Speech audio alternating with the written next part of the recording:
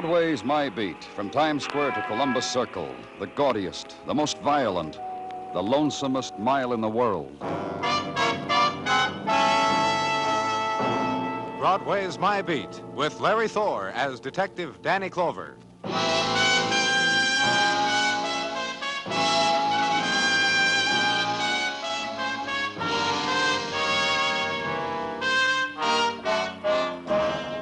Into February on Broadway now, near the tail end of the winter wind, the frantic wind that drifts, that whips around corners, that gathers itself into squalls out of the secret hiding places it knows, then rushes down alleys, searching for what the world has left behind.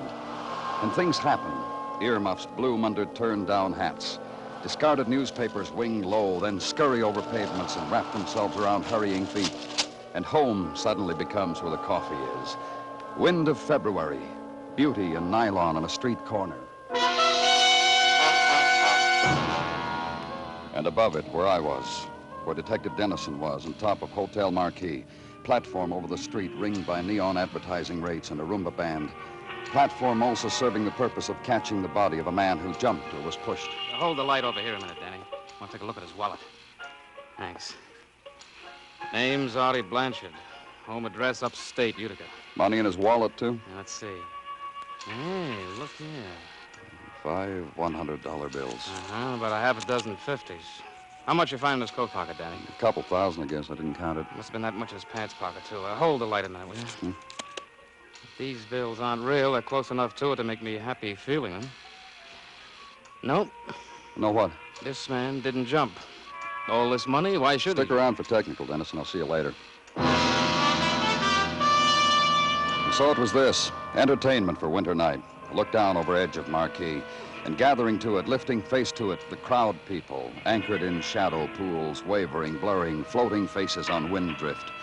But the constant thing, pierce and dark of neon-reflected pinpoint and ring of staring eyes. And from swell of crowd, a shouter detaches himself, runs wildly the street, shouts violence, summons more spectators.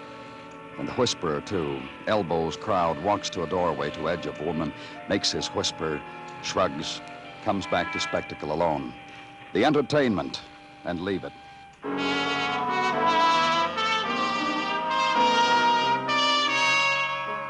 Back into hotel now, and to hotel manager who offers his services freely. The use of himself, his master key, his shock. I can't get used to it. Happens on and off in this hotel. Last time, 6 years ago, a young girl. I took a whole month off. I just can't get used to it. Blanchard's room on this corridor? Yes. He seemed a very usual kind of man, Mr. Blanchard, especially out of the ordinary. For this kind of a hotel, I mean. This was his room, Mr. Hochstetter? Yes. Will you open it, please? Yes, I'll open it. I'll get it open for you. Yes, very usual kind of man. And his friend, too, the man who shared this room with... Oh, how unusual. How very, and all that money. All that money just tossed around like across the bed on the dresser. And here, a clump of it on the floor. Just leave it alone now, Mr. Hochstetter. Huh? Oh, yes. I didn't mean to. But you must confess it's startling to walk into a room, a man is dead out there, and there's all those bills just thrown about as if they were confetti. 20s, 10s, 100s, 50s. Oh, you were saying, Mr. Hochstetter. What sort of madness could have hit him? Or maybe it was a kind of joy just before... I meant you were saying someone shared this room with him. Yes. Mr. Joe Tobin. They registered here, let me think, a week ago, from Utica.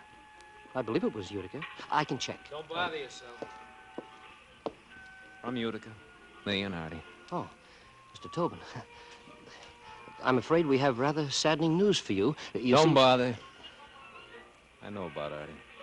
Lobby dames are all excited with his name. What happened to him? One of your bellhops spread the word. You police? Uh-huh. I'm Joe Tobin. This was my bed, that one was Artie's. It's been like that for a lot of years now. Like what, Mr. Tobin? Hey, bank night in a hotel room, huh? How do you figure, officer? Somebody shove Artie through the window, then toss dough around like it was corn for your pigeons? I asked you something, Mr. Tobin. All that dough. Killers, Artie.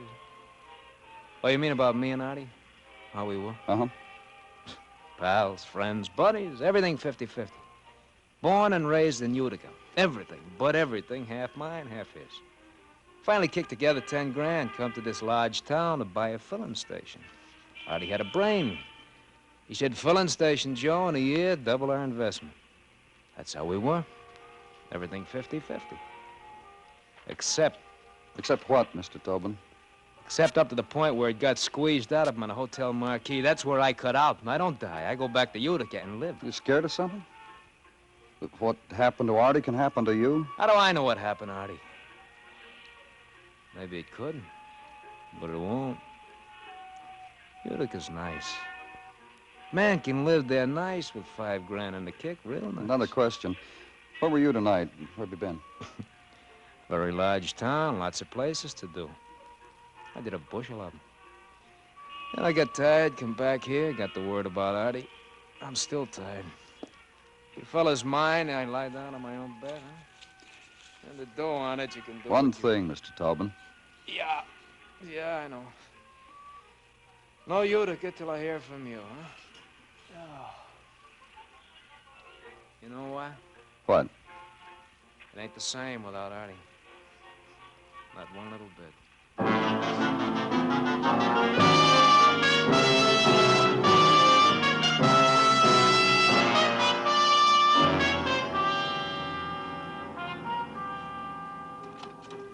Danny? Good morning, Gino. Yeah, what's the good word? Danny, if I am green this morning, blame it on my chlorophyll. That's a good word? On my soap, Danny, for I am not a greedy man. What are you talking about? This morning, before you came in, I counted $25,000, of which not a cent belonged to me. So if green is the color of Tartaglia, blame it on... That's how much money Blanchard had with him, at $25,000. On his person, plus what was found in his room. $25,212, of which not a sou is counterfeit. You know the last time I saw that much money, Danny? Well, please tell me. When I visited my cousin Kendall. The one from Baltimore? That's right. The one with the bad table manners. The wealthy Tartaglia. He opened his safe for me once for my birthday and showed me. Can you imagine a man who can't even write his name Gino. and ask him for the time of day? You think he'll give it to you? Gino, please. With him, it's always just before 3 o'clock so we can go to the bank and cash another check. With him, it's all... Danny Clover speaking. This is Mrs. Miller. Yeah? Mrs. Dorothy Miller, 1612 East 27th. Yes, Mrs. Miller. What can I do for you? I read this morning that Mr. Blanchard is dead, that you found him on his hotel marquee. Well, that's right. What about it? I was with him last night. My address is 16... I have it. I'll be right there. Of course you will. Bye.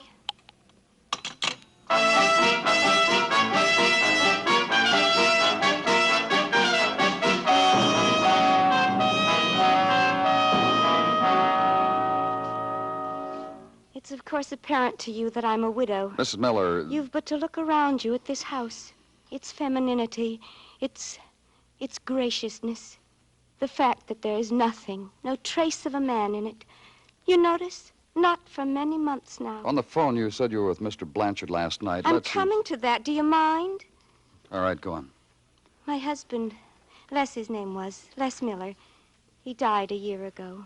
And he left me this place and a filling station, and his dying words were, "Marry again, Dorothy. You must not remember things. Marry again." The filling station, Mrs. Miller, the one you were going to sell to Artie Blanchard? How could you have possibly known? Just tell me about Mr. Blanchard, and about last night. But I'm coming to that. Let's make it now, huh, Mrs. Miller? If you insist. I've tried to get rid of that thing for months now. Not that it didn't bring in a nice income and all for a while. Make it possible for me to do things. Gay things I hadn't done when Les was around. Things Les would have died before his time if he'd known. But it became a yoke around my neck, and it began to lose money. After all, a woman is hardly cut out to compete on this level in a man's world.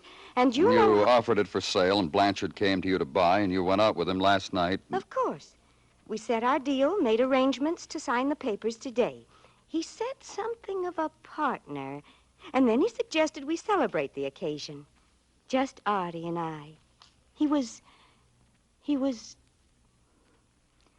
Oh, what's the use of thinking about it? He's dead now. He was what, Mrs. Miller? You know, gay and flippant, little jokes, on team, sort of, and whispered into the ear. And I was having a very lovely time until... Until what? Until we went to a place I know on Broadway. A dance place with a jukebox and drinks in shadowy curtained little booths and Chinese food. And Tommy came up to us. Tommy? Tommy Jordan. Sweet. He's a boy I met when I was doing Broadway one night. And Tommy remembered me. Tell me about Tommy. Sweet. And I remembered him, too. You know where he lives? On the second floor on West 43rd, corner of 9th Avenue. He once invited me to a party there, but of course I didn't go. And Tommy came up to you and Mr. Blanchard last night. And I introduced him to Artie, and Artie invited him to a drink. He was nice. And then something about a crap game passed between them. And suddenly I was alone, all over again. How dear that Artie. Yes, Mrs. Miller? Oh, but what's the use of thinking about it now? He's dead now. That's all, Mr. Clover. That's all I had to tell you people. But if you see Tommy, please be gentle with him.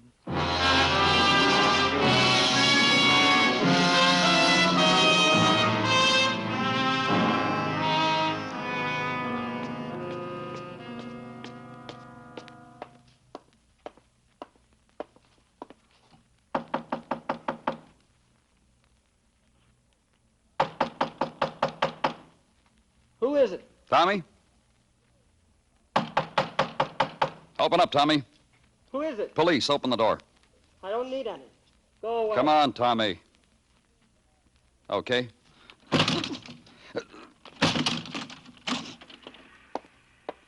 So you're a strong man. So what did it get you? Get down from that window, son. One more step closer and I'm going to jump. Why? Get out of here, that's all. You jump, you'll wind up with a pair of broken legs, that's all. One story up, not so high. You want me to meet you down in the alley or what? Which is it gonna be?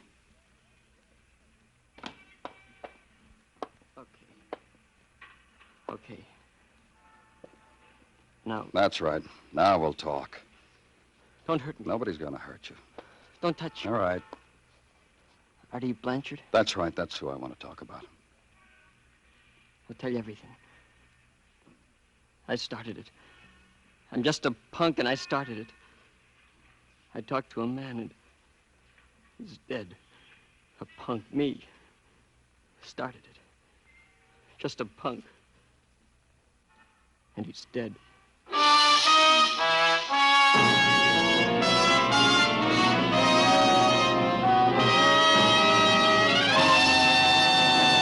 You are listening to Broadway's My Beat, written by Morton Fine and David Friedkin, and starring Larry Thor as Detective Danny Clover. When choosing a career, most people want to be sure that they'll have a job when they're through studying. That's why the nursing profession is such an ideal one for young women who are high school graduates and in good health. After only 3 years of study, graduate nurses can find plenty of job opportunities in many interesting fields. For information on your chances in the nursing profession, inquire at your nearest hospital or nursing school.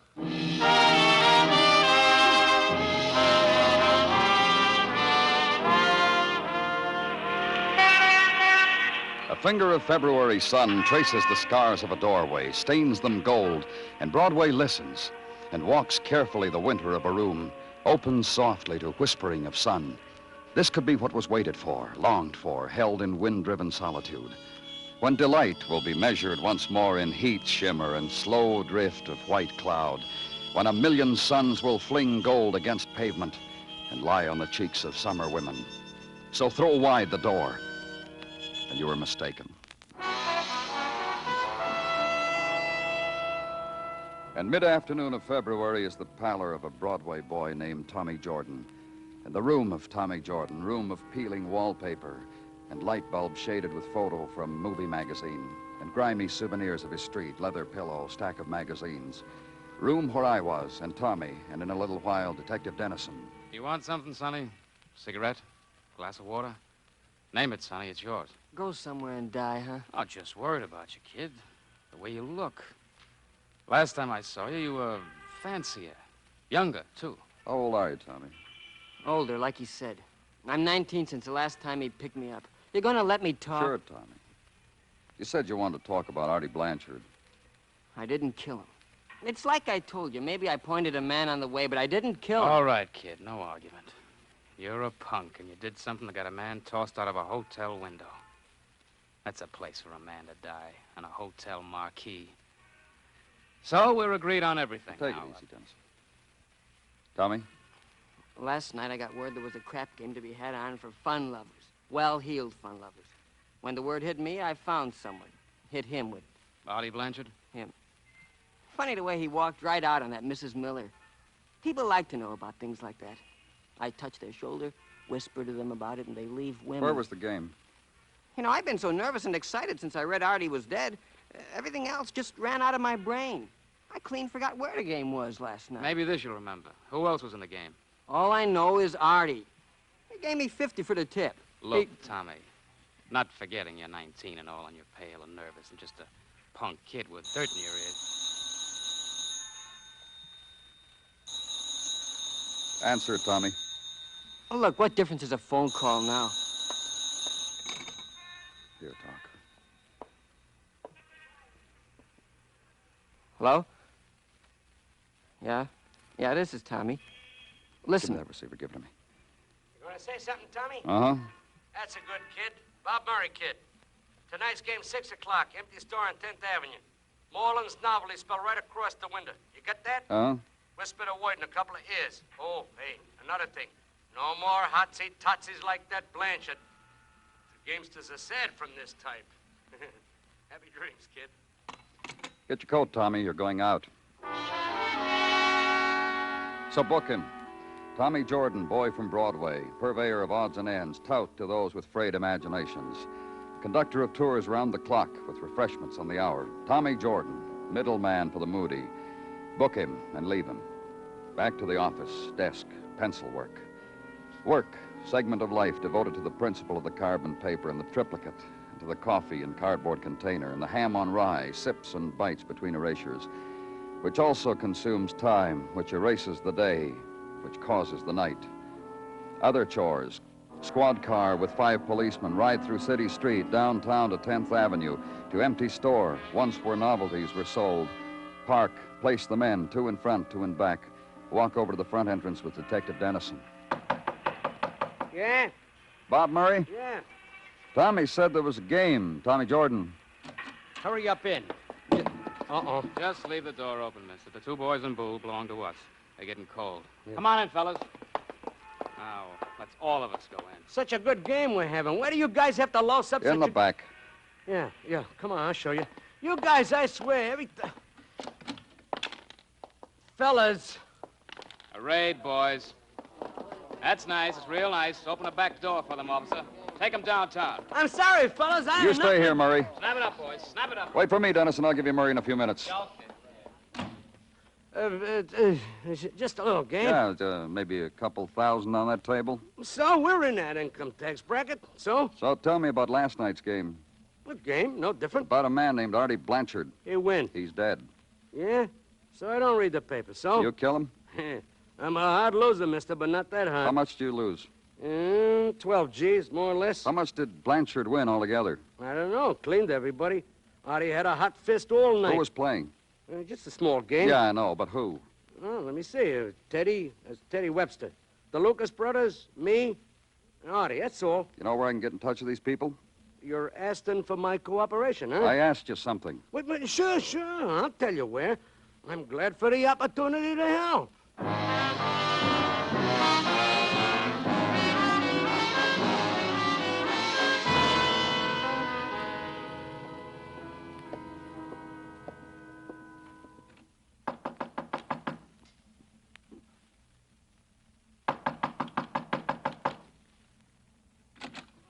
Hello. Police. I'm looking for Teddy Webster. But I'm Teddy, for Theodora. Surprised? Yes. Delighted? Look, Miss Webster. Inside there is a spring. You hear it? You hear the music? Come close to it. Come inside. All this day I've played it over and over and over. And there's the feeling I will burst. I'll explode. I'll find green grass somewhere. Miss Webster? Yes. How old are you? Put your hand here to my throat and you'd know. 18, I've been told. Only at 18 is it like... Sounds crazy to say this. Then you must say it. Were you at a crap game last night? Exciting, The shadows and the green table, very, very A exciting. man named Artie Blanchard. I lost to him, and I think I kissed him on the cheek for it. Which does he remember, I wonder? How much did you lose? $10,000, but I'm still ahead. Last week I won. Last night, 10,000. But I'm very rich. My father sees to that. And he lets me have this place alone, and he understands the things I want. Miss Webster, Yes. Artie Blanchard was murdered last night. Dead? But when I left him at the game... Which did he remember, I wonder? My kiss? I'm sure of it, the kiss. Let's go, Miss Webster. I'm under arrest for gambling? That'll be exciting, too. Very, very, very.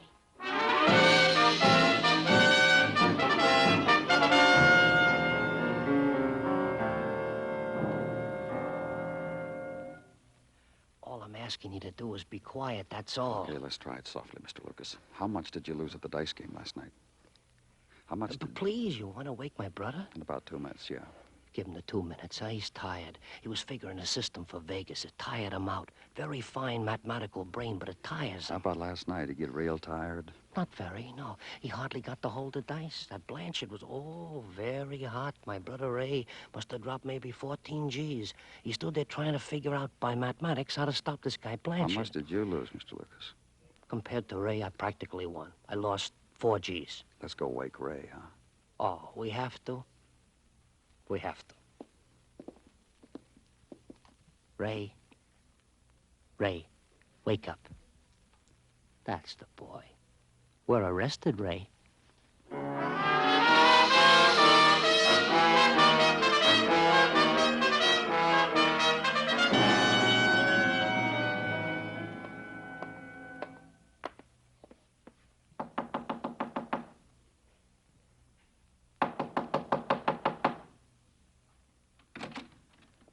Oh, hi, boys. Good evening, Mr. Tobin.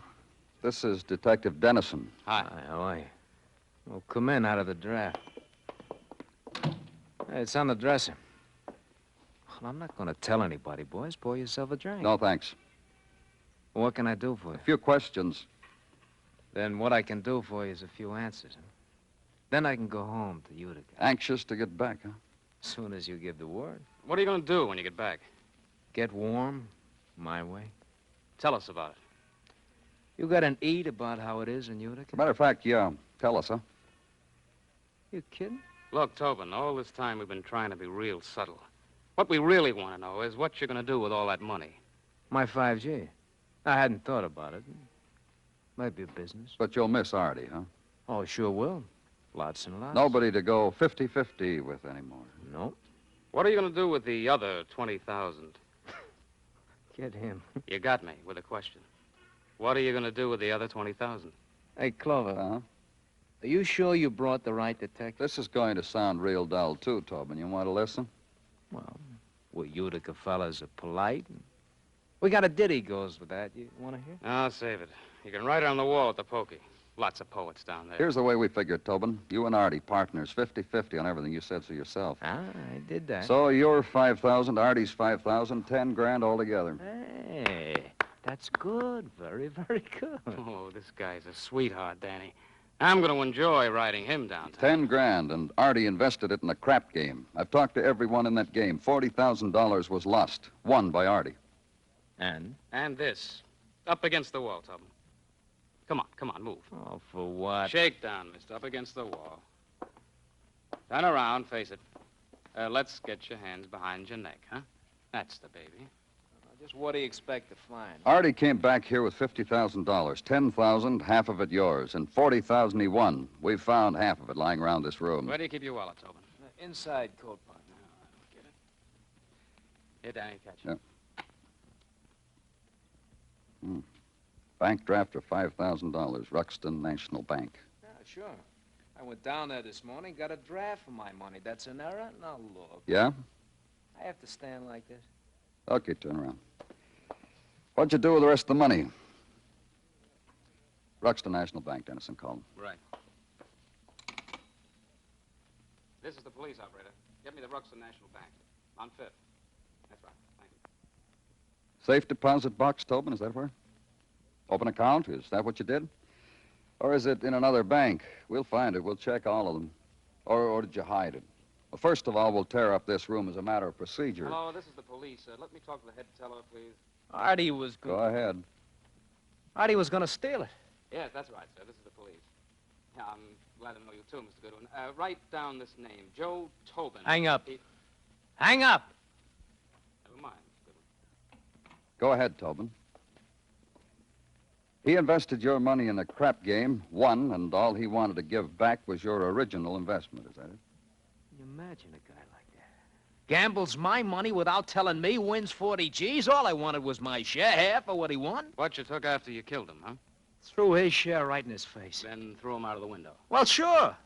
What do you expect? He was my part. A guy crosses a part. What can they expect? You got a 50-50 understanding, mister. Shaking hands with a guy. Buddy, guy crosses you? Kill him, huh? Sure.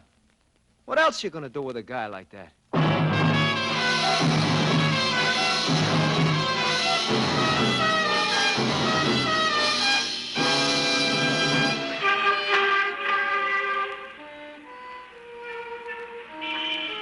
Broadway's given up now. The night is dying, and it's becoming another day. And for an hour, the Fury lies sleeping. Then an engine will start, and a horn will blow, and people will run out from under the earth and beckon over their shoulders and start the Fury all over again. It's Broadway, the gaudiest, the most violent, the lonesomest mile in the world. Broadway, my beat.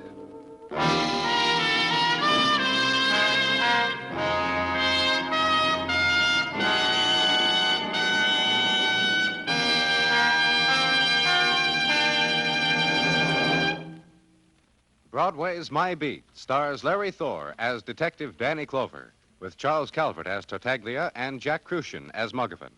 The program is produced and directed by Elliott Lewis, with musical score composed and conducted by Alexander Courage. In tonight's story, Anthony Barrett was heard as Joe Tobin. Featured in the cast were Barbara Eiler, Louise Lewis, James McCallion, Bob Sweeney, Benny Rubin, and George Peroni. Bill Anders speaking.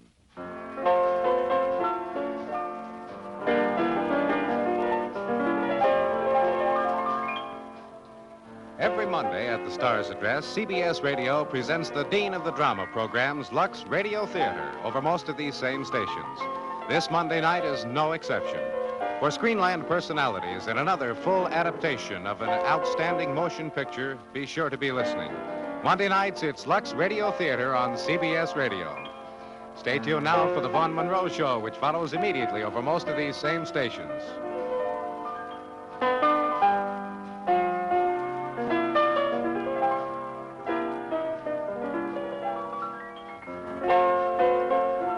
America now listens to 105 million radio sets and listens most to the CBS Radio Network.